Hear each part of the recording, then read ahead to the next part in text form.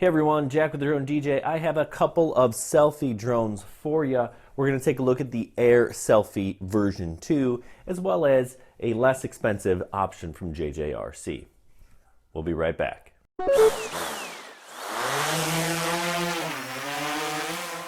Let's talk about this AirSelfie 2 first. I really like the size of this drone. It is super small. It'll fit right in your pocket. It's smaller and lighter than any cell phone that I own. Now, the design here is interesting. These propellers kind of have an odd shape. Now, I think that's to kind of keep them from breaking, which I've crashed a few times. It does a pretty good job of that. Now, in terms of generating thrust, I'm not so sure that, in fact, is the best design. Now, it flies this way. Kind of the skinny side is the front with the camera. If you're flying it in a normal joystick mode, now there are 3 different ways you can fly. You can fly with a single hand where you kind of push the button and it moves.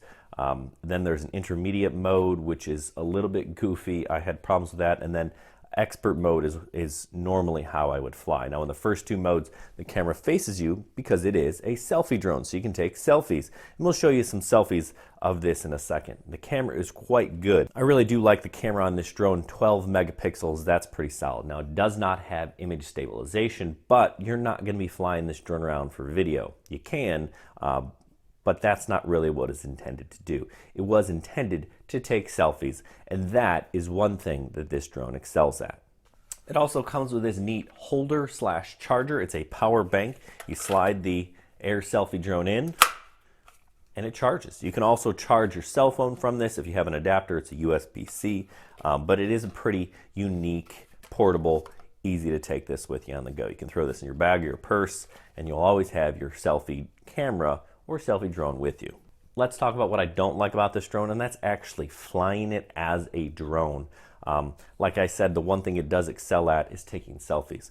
What it doesn't do so well at is being a drone. Flying it around is a little goofy. I think that's partially because of the long skinny design as well as the small propellers, but the odd shape. It just doesn't fly really well. It's not super stable. You cannot fly this thing outside.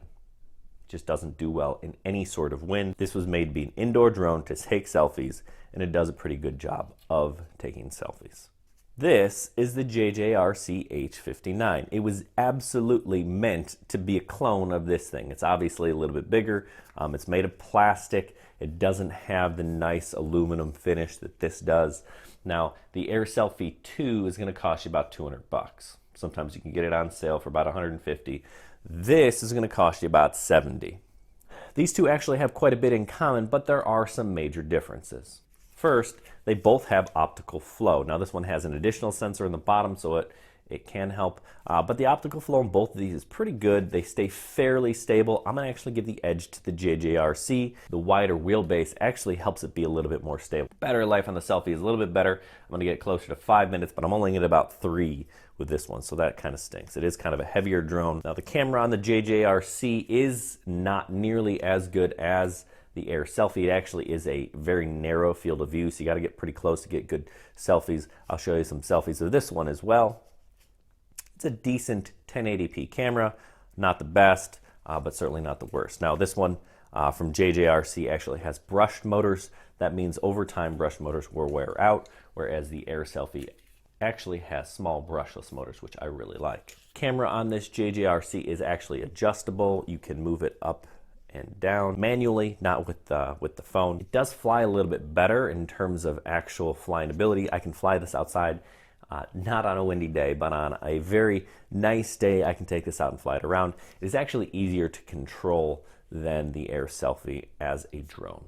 Now it also has the one-hand mode, really the app, everything about this drone. This was built to be basically an inexpensive version of the AirSelfie. You have to decide, do I want the real deal with a better camera, smaller, comes with that power bank, or do I want something I can fly a little bit better? Pictures aren't quite as good.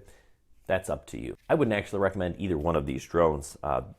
because they don't do anything other than take selfies. I like drones that have more capability. I would actually recommend this, the Rise Tello. It fits somewhere in between the two in terms of size. It's a little bit smaller than the JJRC and a little bit larger than the AirSelfie drone. Now, you can certainly take selfies with this drone. In fact, it even has a selfie mode where it'll fly up and away. It'll take selfie videos.